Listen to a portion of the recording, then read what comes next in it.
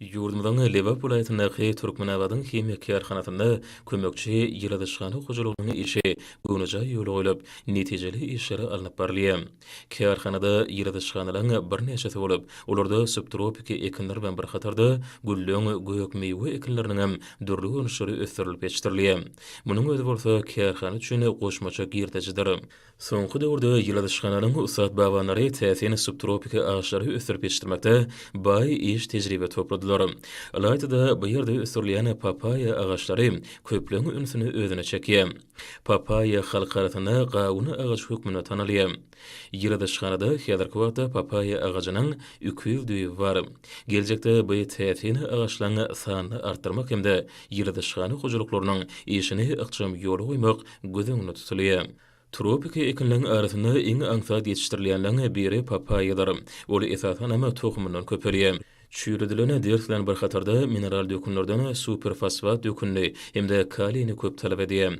Ýylylygy hemde çygylygy gogurýar. Toprak talaba laýyk ýylylygy eýe bolanda ekilen tohumlar 1,5-2 aýyň dowamynda gowy goşalýar. Boýy 25-30 sm ýetende nahallary hem ýeşilik ösjek ýerine oturdylýar. 8 aýdan soň güllep 5 aýyň dowamynda hasal ýetişýär. Yaş papayada 20 töwregi hasıl bolýar. Olar ýylyň dowamynda güllep hasıl getirip durýar. 1 ýyllyk papayanyň boýy 2 metr çenli ýetip, 3 ýyldan soň köpçüliklerini hasıl durýar. Uly papayanyň boýy 6 metr, görnüşlerine raýatlykda 8-10 metr çenli ýetýär.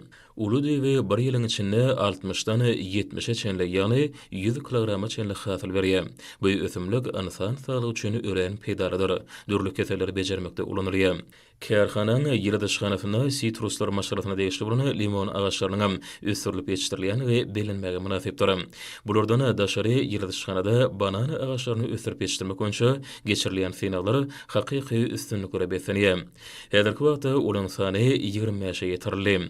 Döredilýän şeýle mümkinçilikler üçin karhananyň işçi hünärmendleri türkmen halkynyň milli lideri Gahrman Arkadamyda hemde arkadaşly Gahrman Serdarmyda alkyş hem hoşarlyk sözlerini beýan edýärler.